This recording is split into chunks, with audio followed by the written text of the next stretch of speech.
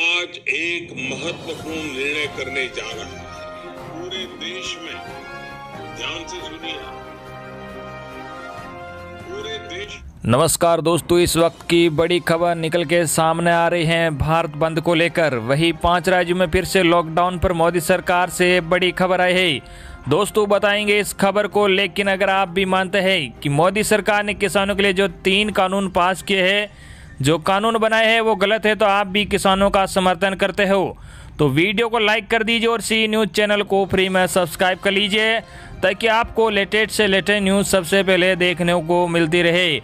और आप किस राज्य के रहने वाले हो ये भी कमेंट करके जरूर बताना। दोस्तों पहली बड़ी खबर आ रही है। जी आपको बता दें, कृषि कानून को रद्द करने को बुलाया जाए संसद का विशेष सत्र, किसानों की सरकार से मांग।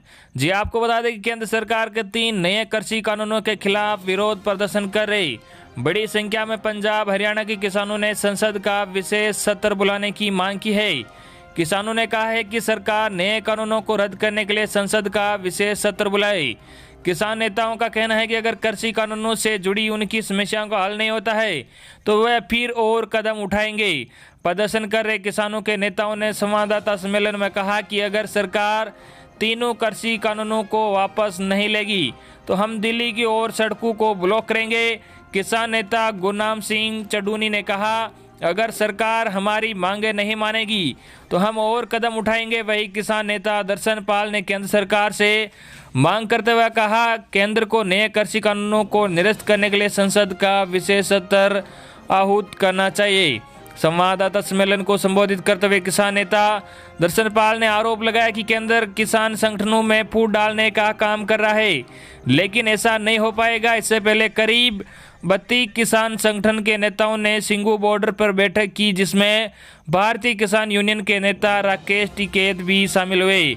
किसानों की चिंताओं को दूर करने को तैयार। जी हां, आपको बता दें कि केंद्रीय कृषि मंत्री नरेंद्र सिंह तोमर ने बुधवार को एक बार फिर से कहा कि केंद्र सरकार किसानों की चिंताओं को दूर करने के लिए पूरी तरह से तैयार है।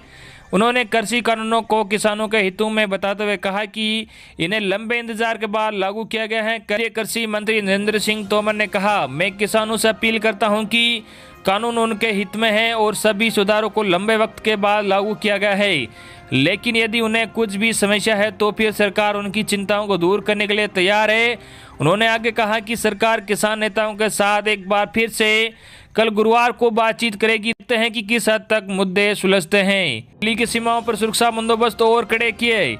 जी आपको बता दें कि प्रदर्शन कर रहे किसानों की दिल्ली से लगी सीमाओं पर बढ़ती संख्या को देख बुधवार को पुलिस ने सुरक्षा और कड़ी कर दी है। दिल्ली के उत्तर प्रदेश से लगने वाले गाजीपुर बॉर्डर पर प्रदर्शन तेज हो गया, जिससे राज्य को राष्ट्रीय राजधानी से जोड़ने वाले एक प्रमुख मार्ग बंद है। यातायात पुलिस ने ट्वीट किया, गौतम बुद्ध नगर के पास किसानों के प्रदर्शन के कारण नोएडा लिंक रोड पर चिल्ला बॉर्डर बंद है। लोगों को नोएडा जाने के लिए नोएडा लिंक रोड की बजाय NH-24 और DND का इस्तेमाल करने का सुझाव दिया जाता है। फिरोजाबाद, मेरठ, नोएडा और एटा से लगातार आ रहे किसानों के कारण अधिकारियों को लगातार दूसरे दिन चिल्ला बॉर्डर बंद रखना पड़ा। अगली बड़ी खबर, 5 राज्यों ने बढ़ाई मोदी सरकार की चिंता, कोरोना कंट्रोल करने को भेजी एक्सपर्ट की टीम। जी आपको बता दें कि केंद्रीय स्वास्थ्य और परिवार कल्याण मंत्रालय का आंकड़ों से पता चलता है कि देश के 5 राज्य कोरोना के सक्रिय मामलों में वृद्धि की रिपोर्ट कर रहे हैं। इन राज्यों का हालात वायरस संक्रमण के बोझ को बढ़ा रहे हैं, संक्रमण तेजी दिखा रहे हैं। शीर्ष 5 राज्यों में पंजाब, हिमाचल प्रदेश, मध्य प्रदेश, हरियाणा और राजस्थान शामिल है। स्वास्थ्य मंत्रालय द्वारा इकट्ठे किए गए तुलनात्मक आंकड़ों ने दिखाया है कि 1 नवंबर के बाद से पंजाब के सक्रिय केस लोड में 3855 मामलों की वृद्धि हुई है। हिमाचल प्रदेश का केस लोड 54,069 है, मध्य प्रदेश का 5,842 और हरियाणा और राजस्थान के केस लोड में क्रम से 6,171 और 13,551 की वृद्धि देखी है। इन राज्यों का वर्तमान सक्रिय केस लोड पंजाब का है 1,38,685, वही हिमाचल प्रदेश का 8,918, मध्य प्रदेश का 17,705, हरियाणा का 20,200 और राजस्थान का 30,305 है। स्वास्थ्य और परिवार कल्याण के केंद्रीय सचिव राजेश भूषण ने कहा, ये वे राज्य हैं जहां केंद्र ने विशेषज्ञों की टीमों को भेजा है ताकि वे राज्य सरकार को रोग प्रबंधन और अन्य मुद्दों पर नियंत्रण में मदद कर सके। हालांकि कुछ राज्यों से अच्छी खबर भी है, जहां लंबे समय से कोरोना संक्रमण के आंकड़े बढ़ रहे थे, लेकिन अब वहां सक्रिय मामलों में गिरावट देखी जा रही है।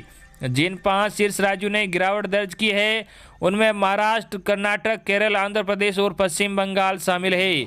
देश भर में आज की बात करें तो बीते 24 घंटों में कोविड-19 के 36,604 नए मामले के साथ भारत के कुल मामले बढ़कर 94,99,414 हो गए हैं।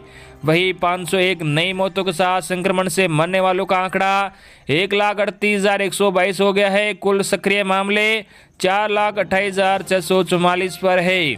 पिछले 24 घंटे में 43,062 नई रिकवरी के साथ 89,32,647 लोग ठीक हो चुके हैं। अगली बड़ी खबर, कृषि कानूनों पर किसान आंदोलन के समर्थन में आए ट्रांसपोर्टर 8 दिसंबर से आवश्यक वस्तुओं की सप्लाई रोकने की दी धमकी।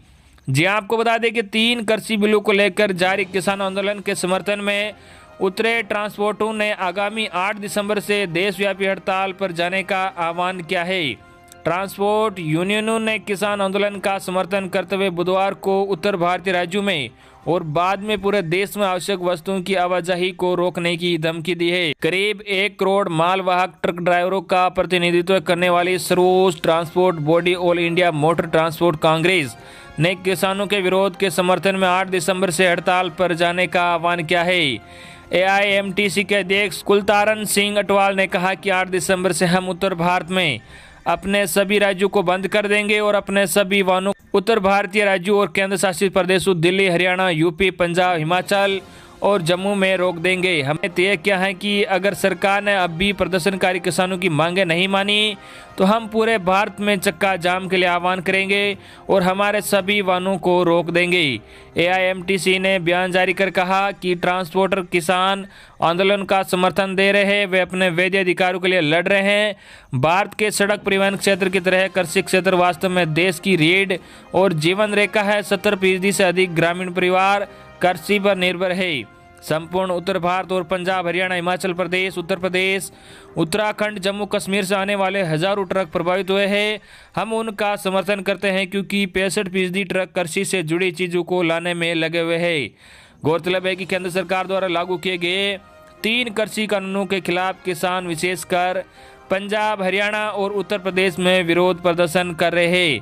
हजारों किसान दिल्ली से लगती सीमाओं के प्रवेश मार्गों पर बुधवार को लगातार 7वें दिन भी डटे हुए हैं। किसानों को आशंका है कि इन कानूनों के कारण न्यूनतम समर्थन मूल्य समाप्त हो जाएगा। बता दें कि किसान हाल ही में बनाए गए 3 नए कृषि कानूनों the producer trade and commerce 2020, the farmers agreement on price insurance and farmers services act 2020 और दी एसेंशियल कमोडिटीज एक्ट 2020 का विरोध कर रहे हैं। अगली बड़ी खबर, 1 जनवरी से बच्चों का स्कूल खोल रहा है असम राज्य, जानिए बाकी जगहों का भी हाल। जी आपको बता दें कि देश में कोरोना वायरस के बढ़ते मामलों के बाद कई स्कूलों को खोलने के बाद बंद कर दिया गया था। इस साल मार्च से ही देश के स्कूल बंद है। बीच में कोरोना महामारी में कमी आने के बाद कई राज्यों ने स्कूल को खोलने का फैसला किया था, लेकिन कई स्कूलों के बच्चों के कोरोना संक्रमित होने के बाद इस फैसले को वापस ले लिया गया था। इस बीच अब असम में 1 जनवरी से प्राथमिक स्कूल खोलने का फैसला किया है। हालांकि दिल्ली समेत कई राज्यों ने कोरोना की वैक्सीन आने तक स्कूल नहीं खोलने का फैसला किया है। दिल्ली में कोरोना की तीसरी लहर के कारण राज्य के डिप्टी CM मनीष सिसोदिया ने कहा कि जब तक वैक्सीन नहीं आएगी राजधानी में स्कूल नहीं खुलेंगे। उत्तराखंड, हरियाणा और कर्नाटक जैसे राज्यों में कोरोना में कमी आने के बाद स्कूल तो खुले, लेकिन जैसे ही मामले बढ़े वहां स्कूलों को बंद कर दिया गया है। असम में 1 जनवरी से खुलेंगे प्राथमिक स्कूल। जी आपको बता देगा, असम सरकार ने कहा कि राज्य में 1 जनवरी से प्राथमिक स्कूल खुलेंगे। राज्य के स्वास्थ्य और शिक्षा मंत्री हेमंत बिस्वा शर्मा ने कहा कि राज्य में कोविड-19 की स्थिति नियंत्रण में है। उन्होंने साथ ही कहा कि कॉलेज के छात्रावास भी कुछ पाबंदियों के साथ 15 दिसंबर से खुलेंगे। बता दें कि राज्य में नवंबर से ही 6ठी और उससे ऊपर की कक्षा के बच्चों की कक्षाएं शुरू हो गई थी। कक्षा 6, 7 और 9 और 12 के बच्चों की कक्षाएं सप्ताह में सोमवार, बुधवार और शुक्रवार को होती है। वही 8वीं, 10वीं और 11वीं की कक्षाएं मंगलवार, गुरुवार और शनिवार को होती है। राजस्थान में स्कूल कॉलेजों को लेकर लिया फैसला, 31 दिसंबर तक रहेंगे बंद, जानिए कब खुलेंगे। जी आपको बता दें कि दिवाली के बाद से कोरोना संक्रमण भड़कने के साथ ही एक बार फिर स्कूल, कॉलेज और अन्य शैक्षणिक संस्थान के खुलने की स्थिति पर विराम लग चुका है। अब राज्य सरकार ने 30 नवंबर की जगह स्कूलों स्कूलों को खुलने की तिथि 31 दिसंबर तक बढ़ा दी है। यानी फिलहाल स्कूल कॉलेज बंद रखने का आदेश है। आपको बता दें कि प्रदेश में एक बार फिर कोरोना की रफ्तार बढ़ने लगी। रोजाना 3000 से ज़्यादा मामले सामने आ रहे, लिहाजा गहलोत सरकार ने बढ़ते मामलों के मद्देनजर बड़ा फैसला लिया है। इन राज्यों में स्कूल फिर से खोलने पर फैसला नहीं। जी आपको बता दें कि उत्तराखंड, हरियाणा, कर्नाटक वगैरह में स्कूल खुलने पर मामले बढ़ने लगे तो फिर स्कूल बंद कर दिए गए हैं। अभी इन राज्यों में फिर से स्कूल कब खुलेंगे इस पर फैसला नहीं किया गया है। वहीं महाराष्ट्र ने कोरोना काबू में आता देख 23 नवंबर के स्कूल खोले हैं। कोरोना वैक्सीन आने तक बंद रहेंगे स्कूल। जी आपको बता दें कि देश में कोरोना की दूसरी लहर कई राज्यों में है। ऐसे में ज़्यादातर स्कूल बच्चों की कक्षाएं ऑनलाइन ले रहे हैं। सरकार ने भी सभी स्कूलों को घर से ही कक्षा लेने को कहा है। ऐसे में जब तक कोरोना का टीका नहीं बन जाता स्कूल सामान्य तरीके से खुलने की स्थिति में नहीं है। तो ये थी आपके लिए आज की बड़ी खबरें जो हमने सबसे पहले आप तक पहुंचा दी है। धन्यवाद।